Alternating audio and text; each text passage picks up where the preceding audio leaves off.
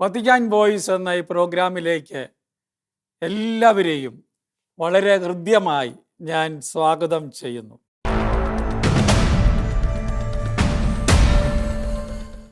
പരിശുദ്ധ പിതാവ് ലയോ മാർപ്പാപ്പയുടെ സന്ദേശങ്ങളാണ് മുഖ്യമായും ഈ പ്രോഗ്രാമിലൂടെ മലയാളിക്ക് മുമ്പിൽ അവതരിപ്പിക്കുന്നത്. ഇന്ന് ഞാൻ നിങ്ങളുമായി പങ്കുവയ്ക്കുന്നത് വളരെ മനോഹരമായ പല ആശയങ്ങളും നമ്മുടെ ജീവിതത്തിൽ ഏറ്റവും തീക്ഷ്ണതയോടെ നടപ്പാക്കേണ്ട കാര്യങ്ങളാണ് പരിശുദ്ധ പിതാവ് ഇവിടെ പറയുന്നത്. എന്നെ സ്പർശിച്ചൊരു കാര്യം, സാമൂഹിക പാപത്തെക്കുറിച്ച് ശക്തമായി പരിശുദ്ധ പിതാവ് ഈ പ്രസംഗത്തിൽ പറഞ്ഞിരിക്കുന്നു എന്നതാണ്. പ്രത്യേകിച്ച് ലോകത്ത് നടക്കുന്ന യുദ്ധങ്ങളുടെ ഒക്കെ ഒരു പശ്ചാത്തലത്തിൽ ലോകം പല കാര്യങ്ങളിൽ നിന്നും സത്യത്തിൻ്റെയും നീതിയുടെയും തലങ്ങളിൽ നിന്ന് അകന്നു നിൽക്കുന്നതിനെ മാർപ്പാപ്പ ഇവിടെ ചോദ്യം ചെയ്യുന്നുണ്ട്. നമ്മുടെ മനസാക്ഷിയുടെ ഒരു ആത്മശോധനയ്ക്ക് വിധേയമാക്കുകയും ചെയ്യുന്നുണ്ട്. മാർപ്പാപ്പയുടെ പ്രസംഗത്തിലേക്ക് നമുക്ക് കടക്കാം. വിഭൂതി തിരുനാളിൻ്റെ അന്ന് ചാരം തലയിൽ പൂശിക്കൊണ്ട് അല്ലെങ്കിൽ തൂക്കിക്കൊണ്ടാണ് മാർപ്പാപ്പ ഈ സന്ദേശം നൽകിയത്.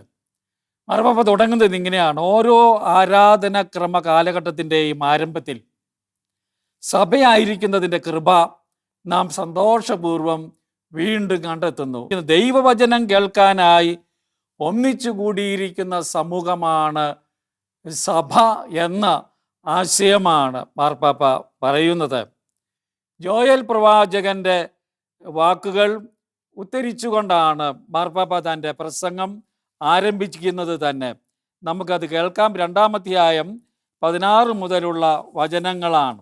അവിടെ നാം വായിക്കുന്നു: ജനത്തെ ഒരുമിച്ച് കൂട്ടുവിൻ, സമൂഹത്തെ വിശുദ്ധീകരിക്കുവിൻ, ശ്രേഷ്ഠന്മാരെ വിളിച്ച് കൂട്ടുവിൻ, കുട്ടികളെയും മുലകുടിക്കുന്ന ശിശുക്കളെയും ഒന്നിച്ചു കൂട്ടുവിൻ. മണവാളൻ തൻ്റെ മണവറയും മണവാട്ടി തൻ്റെ ഉറക്കറയും വിട്ട് പുറത്തു വരട്ടെ. കർത്താവിൻ്റെ ശുശ്രൂഷകരായ പുരോഹിതന്മാർ പൂമുഖത്തിനും ബലിപീഠത്തിനും മധ്യേ നിന്ന് കരഞ്ഞുകൊണ്ട് പ്രാർത്ഥിക്കട്ടെ. കർത്താവേ, അങ്ങയുടെ ജനത്തെ ശിക്ഷിക്കരുതേ. ജനതകളുടെ ഇടയിൽ പഴമൊഴിയും പരിഹാസപാത്രവുമാകാതെ അങ്ങയുടെ അവകാശത്തെ സംരക്ഷിക്കണമേ. എവിടെയാണ് അവരുടെ ദൈവമെന്ന് ജനതകൾ ചോദിക്കാൻ ഇടവരുന്നത് എന്തിന്? എന്നീ വചനങ്ങളാണ് മാർപ്പാപ്പ ആമുഖമായി വായിച്ചത്. സത്യത്തിൽ ഈ വചനങ്ങൾ ജോയൽ പ്രവാചകൻ മാനസാന്തരത്തിന് മനുഷ്യരെ, യഹൂദരെ, ഇസ്രായേൽക്കാരെ ആഹ്വാനം ചെയ്യുന്ന വാക്കുകളാണ്. ഇന്നും പ്രസക്തമാണ് ഈ വാക്കുകൾ. അത് നമ്മെ നമ്മുടെ ഏകാന്തതയിൽ നിന്ന്, ഒറ്റപ്പെടലിൽ നിന്ന്, ഒറ്റയ്ക്കായിരിക്കുന്നതിൽ നിന്ന് പുറത്തു കൊണ്ടുവരാനാണ് ആദ്യത്തെ ആഹ്വാനം. ഒപ്പം മാനസാന്തരത്തിൻ്റെ അടിയന്തര ആവശ്യം നമുക്ക് കാണിച്ചു തരികയാണ് ചെയ്യുന്നത്. ആ മാനസാന്തരം എപ്പോഴും വ്യക്തിപരവും പൊതുവുമാണ്, കളക്റ്റീവാണ്. ഇൻഡിവിജ്വൽ ആൻഡ് കളക്റ്റീവ്, ഇത് രണ്ടുമുണ്ട് എന്ന കാര്യമാണ് അടിവരയിട്ട് മാർപ്പാപ്പ നമ്മോട് പറയുന്നത്. സത്യത്തിൽ അദ്ദേഹം പറഞ്ഞ, ജോയൽ പ്രവാചകൻ പറയുന്ന ആദ്യത്തെ കൂട്ടര് നമുക്കറിയാം, വൃദ്ധജനങ്ങൾ, പിന്നെ നമുക്കറിയാം കുഞ്ഞുങ്ങൾ, മുല കുടിക്കുന്ന കുഞ്ഞുങ്ങൾ, ഈ രോഗികൾ, ഇങ്ങനെയുള്ളവരെല്ലാം വളരെ ഏറ്റവും ബങ്കുരവും വലിയ ഈ ഒന്നിച്ചു വരുന്നതിന് യോജിക്കാത്ത ആളുകളുമാണ്. സത്യത്തിൽ അവർ വന്നില്ലെങ്കിൽ ആരും അവരെ കുറ്റം പറയുകയില്ല. അവർ വരേണ്ട കാര്യമില്ല. ഈ വലിയ സമ്മേളനത്തിൽ, മാനസാന്തരത്തിൻ്റെ സമ്മേളനത്തിൽ ദൈവം അവരുടെ അഭാവം എളുപ്പത്തിൽ നീതീകരിക്കാം. ഇന്നും അങ്ങനെയാണല്ലോ. നമ്മൾ ഏതെങ്കിലും ഒരു സമ്മേളനം വിളിച്ചു കൂട്ടുമ്പോൾ ഇങ്ങനെയുള്ള ആളുകളെ നമ്മളാരും നിർബന്ധിക്കാറില്ല. ഇതാണ് ആദ്യം പറഞ്ഞിരിക്കുന്നത് എന്നത് സർത്താർഗമാണ്. അപ്പോൾ എല്ലാവരും, ഒരു ജനം മുഴുവനും ഒന്നിച്ചു കൂടുന്നതിനെ കുറിച്ചാണ് ഇവിടെ ചിന്ത എന്നതാണ്. പിന്നെ പറയുന്നത് മണവാളനും മണവാട്ടിയും വരട്ടെന്നാണ്. അവരെയും ക്ഷണിക്കുകയാണ് അവരുടെ ദാമ്പത്യ സ്വകാര്യതയിൽ നിന്ന് പുറത്തു വരാൻ, അവരിങ്ങനെ ചുരുങ്ങി പോകാതിരിക്കാൻ, വിശാല സമൂഹത്തിൻ്റെ ഭാഗമായി തീരാൻ, അനുഭവിക്കാൻ അവരെ വിളിക്കുകയാണ് എന്ന് പരിശുദ്ധ പിതാവ് പറയുകയാണ്. പിന്നീട് പുരോഹിതരിലേക്കാണ് തിരിയുന്നത്. പുരോഹിതർ അവർ പൂമുഖത്തിനും ബലിപീഠത്തിനും ഇടയ്ക്ക് കാണപ്പെടുന്നവരാണ്, അവിടെയാണ് നിൽക്കുന്നത്. അതായത് ബലിയർപ്പണവുമായി ബന്ധപ്പെട്ട കർമ്മങ്ങളിൽ അവർ വ്യാപരിക്കുകയാണ് എന്ന് വേണം നമുക്ക് കരുതാൻ. അവരുടെ കൃത്യനിർവഹണത്തിലാണ് അവരെ വിളിക്കുന്നത് എന്തിനാണ്? കരയാനാണ്. നോയമ്പ് കാലത്ത് വളരെ പ്രധാനപ്പെട്ട ഒരു കാര്യമാണ്. പുരോഹിതൻ കരഞ്ഞു പ്രാർത്ഥിക്കണം എന്ന പാഠമാണ് നൽകുന്നത്. എല്ലാവർക്കും വേണ്ടി ഈ ഉചിതമായ വാക്കുകൾ പറയണം. കർത്താവേ, നിന്റെ ജനത്തെ ശിക്ഷിക്കരുതേ, അവരെ രക്ഷിക്കണമേ എന്ന വാക്കുകളാണ്. നാം അത് കേട്ടല്ലോ. വീണ്ടും 17-ാം വചനത്തിൽ അത് വീണ്ടും തുടരുന്നുണ്ട്. പരിശുദ്ധ പിതാവ് ആമുഖമായി ചിന്ത പറഞ്ഞിട്ട് ഇന്നും നോയമ്പ് കാലം സമൂഹമായി നിലനിൽക്കാനുള്ള ശക്തമായ ആഹ്വാനമാണ് നൽകുന്നത് എന്ന് മാർപ്പാപ്പ പറയുകയാണ്. ആളുകളെ ഒരുമിച്ച് കൂട്ടുക, സമൂഹത്തെ വിശുദ്ധീകരിക്കുക, ഇത് രണ്ടും ആവശ്യമാണ്. വ്യക്തിപരമായി നാം വിശുദ്ധീകരിക്കപ്പെടണം, സമൂഹവും വിശുദ്ധീകരിക്കപ്പെടണം. നമുക്കറിയാം, ആളുകളെ ഒന്നിച്ചു കൂട്ടുക ഏറെ ക്ലേശകരമായ ഒരു കാര്യമാണ് ഇന്ന് എന്ന് മാർപ്പാപ്പ പറയുകയാണ്. ആളുകളെ ഒന്നിച്ചു കൂട്ടുക, മുതിർന്നവരെ പ്രത്യേകിച്ച്. വെറുതെ ഒരു ആൾക്കൂട്ടമല്ല, രാഷ്ട്രീയമായിട്ടൊക്കെ ചിലപ്പോൾ ഒന്നിച്ചു കൂടുമായിരിക്കും. യൂറോപ്യൻ സംസ്കാരത്തിൽ നമുക്കറിയാം, ആളുകളെ ഒന്നിച്ചു കൂട്ടുക വളരെ ബുദ്ധിമുട്ടാണ്. പല ഒറ്റപ്പെട്ട സംഭവങ്ങൾക്കല്ലാതെ ഇതുപോലെ ഒന്നിച്ചു കൂടാൻ കിട്ടില്ല. ഒരു സമൂഹമായി അനുഭവിക്കാൻ അവരെ സഹായിക്കുക എന്നതും വളരെ ബുദ്ധിമുട്ട് നിറഞ്ഞ ഒരു കാലഘട്ടത്തിലാണ് ജീവിക്കുന്നത് എന്ന് പരിശുദ്ധ പിതാവ് പറയുന്നു. ദേശീയവും അക്രമപരവുമായ രീതിയിലല്ല, മറിച്ച് ഒരു സംസർഗം എന്ന നിലയിൽ, കമ്മ്യൂണിയൻ, ഐക്യമെന്ന നിലയിൽ അവിടെ ഓരോരുത്തരും അവനവൻ്റെ സ്ഥാനം കണ്ടെത്തുക. കമ്മ്യൂണിയനിൽ അത് നടക്കുന്നില്ല. അത് നടക്കണമെന്ന് മാർപ്പാപ്പ തീർച്ചയായും നോയമ്പിൽ ഒരു ജനം രൂപപ്പെടണം എന്നതാണ് മാർപ്പാപ്പയുടെ ചിന്ത. അത് വളരെ പ്രധാനപ്പെട്ടത്. ജനമായി മാറണം. അവർ തങ്ങളുടെ പാപങ്ങൾ കണ്ടെത്തണം, തങ്ങളുടെ പാപങ്ങൾ ഏറ്റുപറയണം. ഈ പാപങ്ങൾ തിന്മകളാണ്.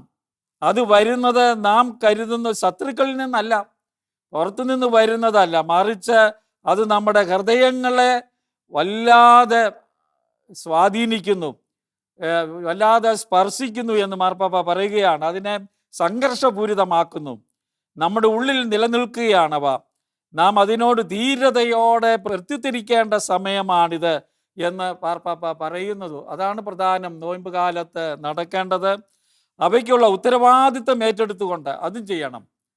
നമ്മുടെ പാപങ്ങൾക്ക്, തെറ്റുകൾക്ക്, കുറവുകൾക്കുള്ള ഉത്തരവാദിത്വം മറ്റുള്ളവരെ ഏൽപ്പിക്കാതെ, മറ്റുള്ളവരുടെ മേൽ ആരോപിക്കാതെ സ്വയം ഏറ്റെടുക്കാനുള്ള ഒരു സമയമാണ്.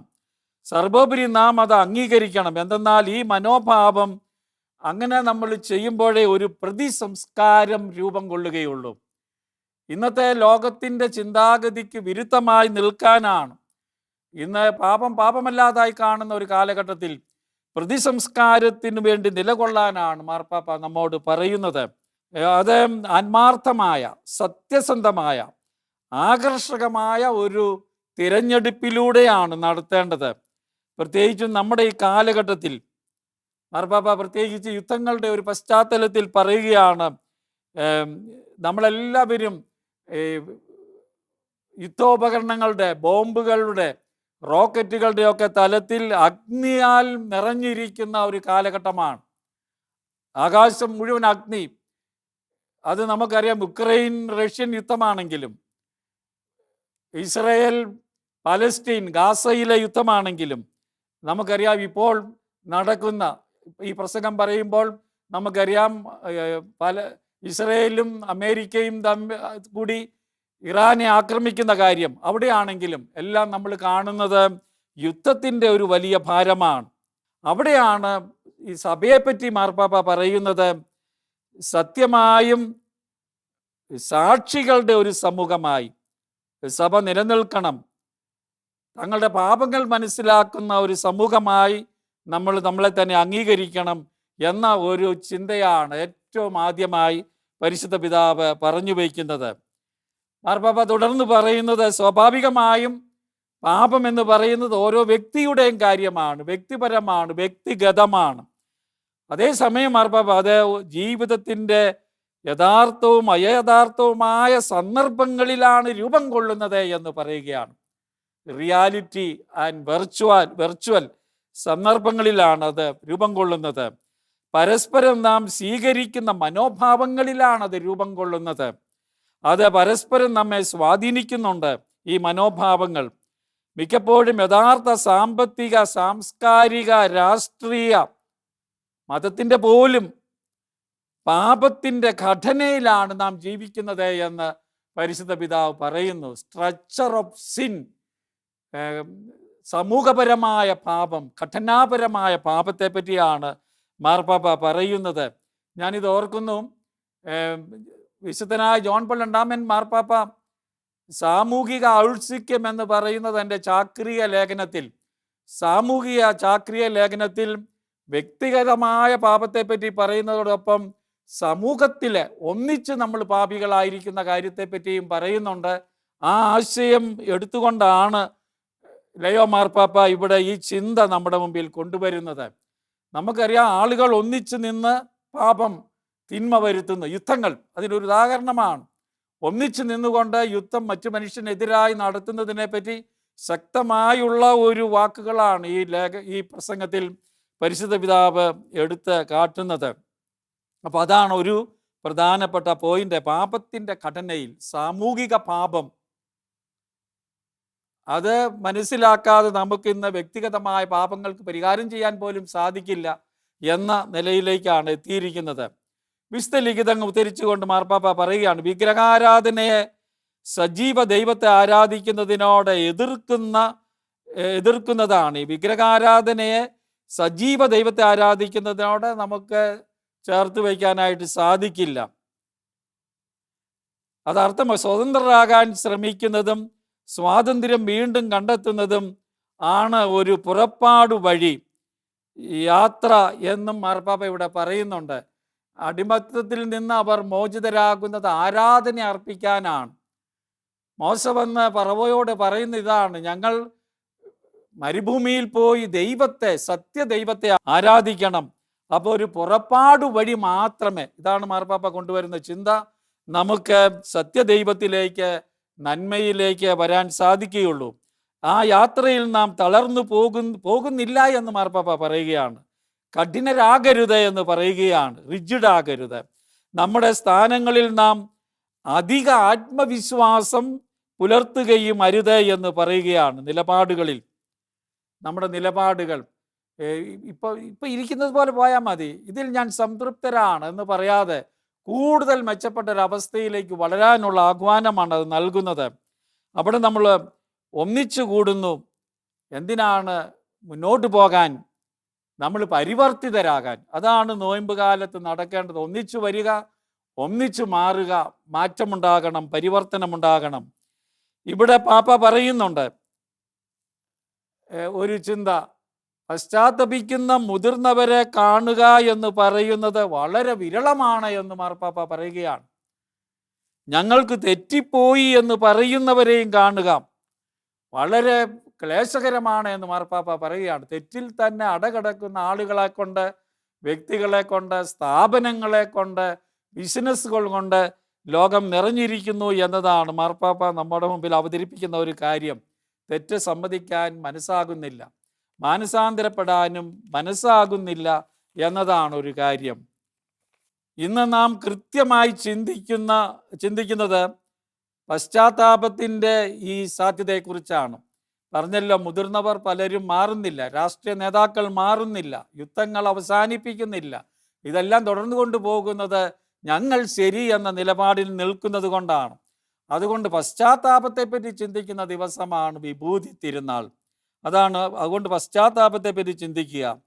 തീർച്ചയായും മാർപ്പാപ്പ പറയുന്നു, പശ്ചാത്താപം ആഗ്രഹിക്കുന്ന ആളുകൾ ഇന്ന് ലോകത്ത് ചെറുപ്പക്കാരിടയിൽ പോലും നിരവധി ആളുകളുണ്ട് എന്ന കാര്യം മാർപ്പാപ്പ എടുത്തു പറയുകയാണ്.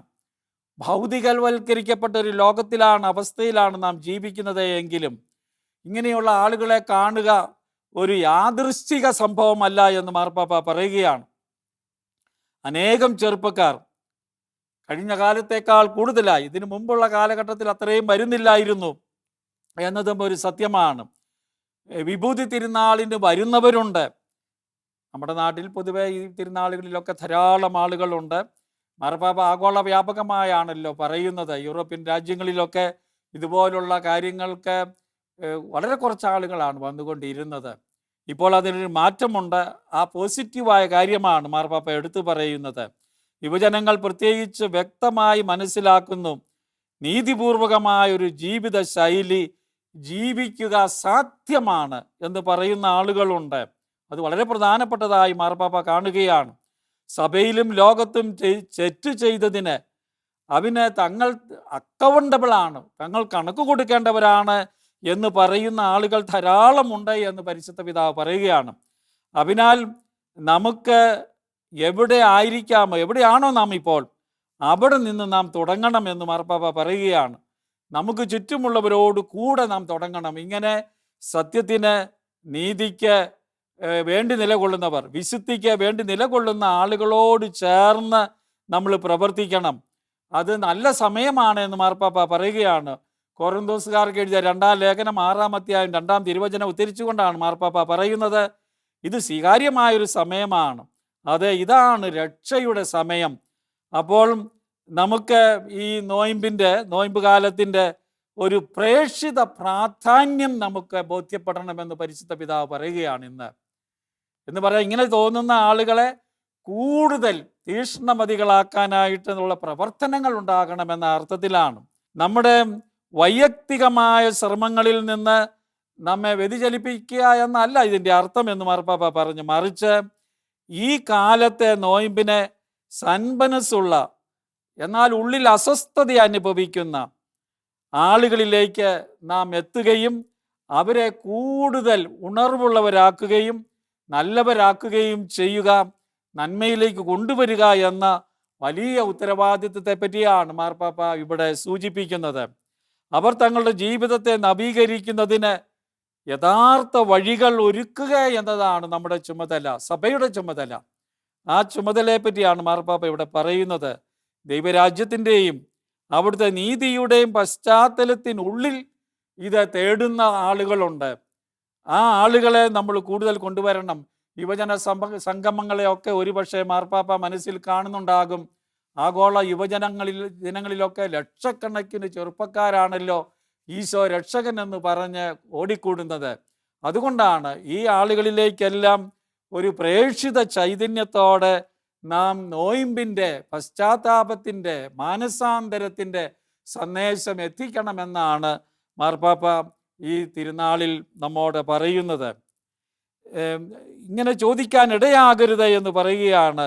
നമ്മൾ കണ്ടല്ലോ, ജോവേലിൻ്റെ 2-ാം അധ്യായം 17-ാം തിരുവചനത്തിൽ അവരുടെ ദൈവം എവിടെ? ജനതകളുടെ ഇടയിൽ ഇങ്ങനെ ഒരു ചോദ്യം ഉണ്ടാകരുത്. നമ്മുടെ ദൈവത്തിൻ്റെ ശക്തിയും ദൈവത്തിൻ്റെ പ്രവർത്തനവും വ്യക്തമാക്കി മുന്നോട്ട് പോകാൻ, നീതിക്ക് വേണ്ടി നിലകൊള്ളുന്നവരാകാൻ ഇടയാകണം എന്നതിൻ്റെ വെളിച്ചത്തിലാണ് ഇത് പറയുന്നത്. ഇതൊരു മുന്നറിയിപ്പാണ് പ്രവാചകന്റെ ചോദ്യം. ഇത് നമ്മെ ഓർമ്മപ്പെടുത്തുക ചെയ്യുന്നു. എന്താണ്? മറ്റുള്ളവർ നമ്മെക്കുറിച്ച് എന്തു ചിന്തിക്കുന്നു, പ്രത്യേകിച്ചും പുറമേ നിന്ന് ദൈവജനത്തെ നിരീക്ഷിക്കുന്നവർ എന്തു ചിന്തിക്കുന്നു എന്നതാണ് പ്രധാനം.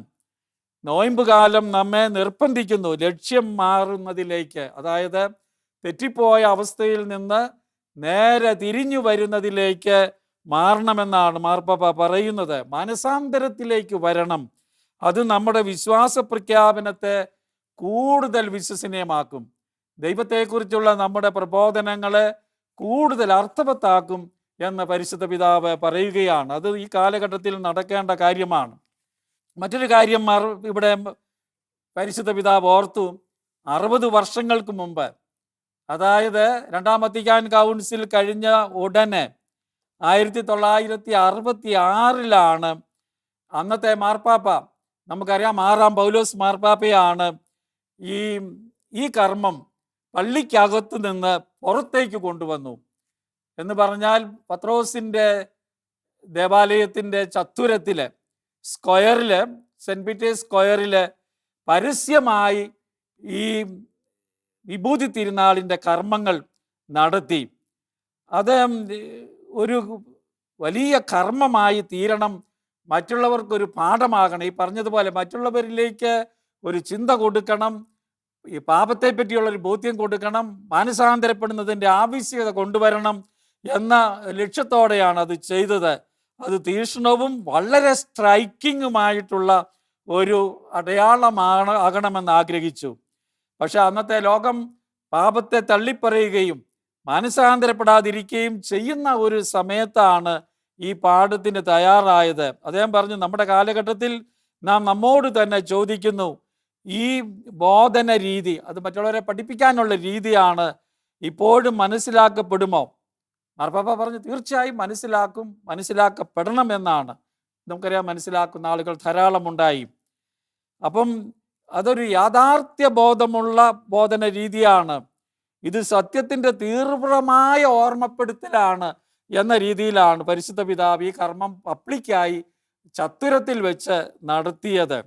നമ്മുടെ അസ്തിത്വത്തിൻ്റെയും ഭാഗധേയത്തിൻ്റെയും കൃത്യമായ വീക്ഷണത്തിലേക്ക് അത് നമ്മളെ നയിക്കുന്നു എന്ന പരിശുദ്ധ പിതാവ് അന്ന് 6-ാം പൗലോസ് മാർപ്പാപ്പ പറയുകയുണ്ടായി.